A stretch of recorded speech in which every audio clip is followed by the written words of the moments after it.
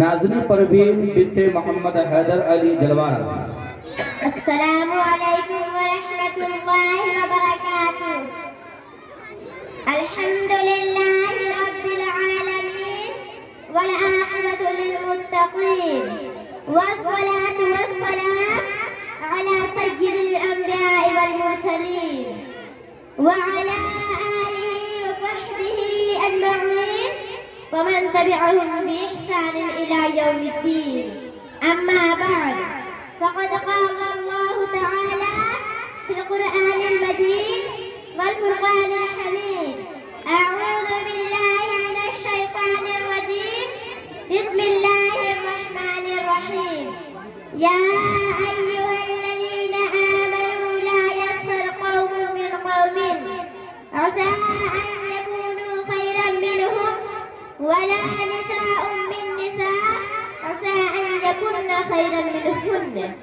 میرے اسلامی بھائیوں اور بہنوں، ابھی آپ کے سامنے جو آیت کریمہ پڑھی گئی ہے، اس کا سیدھا سا ترجمہ یہ ہے: یا ایھا الذین آمنوا، اے ایمان والو، لا یسخر قوم من قوم، لوگ لوگوں کا مذاق نہ اڑائیں، عسى أن يكونوا خيرا منهم، ممکن ہے کہ وہ ان سے بہتر ہو، ولا نساء من نساء، اور نہ عورتوں کا مذاق اڑائیں، عسى أن يكن خيرا منهن، ممکن ہے کہ وہ ان سے بہتر ہو۔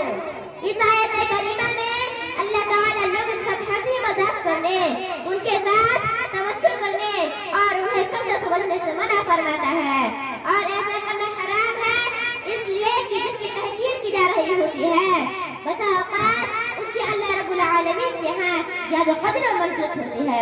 اور یہ بھی ہو سکتا ہے کہ حقیر سمجھی جانے والی عورت مذاق کرنے عورت والے کے مقابلے میں اللہ تعالیٰ کی زیادہ محبوب اور پسند ہو، اور ایک عورت دوسرے عورت کا تمسخر یہاں سے اسی وقت کرتی ہے جب وہ اپنے کو اس سے بہتر اور اس کو اپنے سے حقیر یا قدر سمجھتی ہے، حالانکہ اللہ کے ہاں ایمان اور علم کے لحاظ سے کون بہتر ہے اور کون کمتر، اس کا علم صرف اللہ تعالیٰ کو ہے، اس لیے اپنے کو بہتر اور دوسرے کو کوئی جواز نہیں۔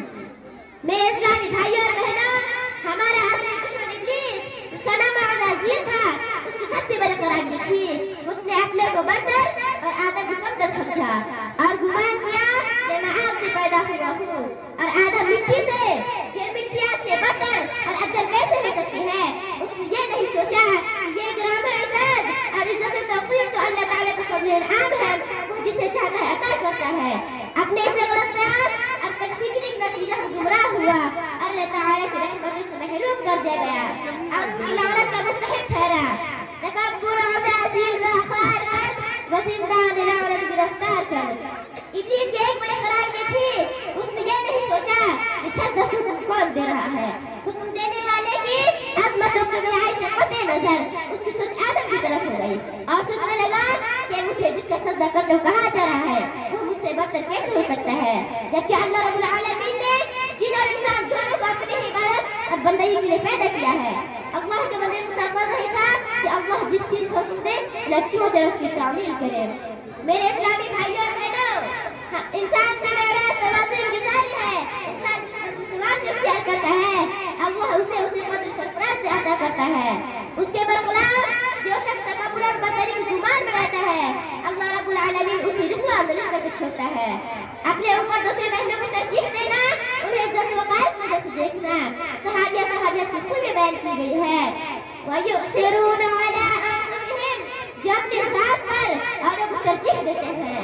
اس لیے میرے پیارے بھائیوں اور بہنوں، کبھی کسی کو اپنے سے گھٹیا عقل سے نہیں سمجھنا چاہیے، کسی کا تبصرہ اور ہنسی مذاق کرنے سے مکمل اصرار اور پرہیز کرنا چاہیے۔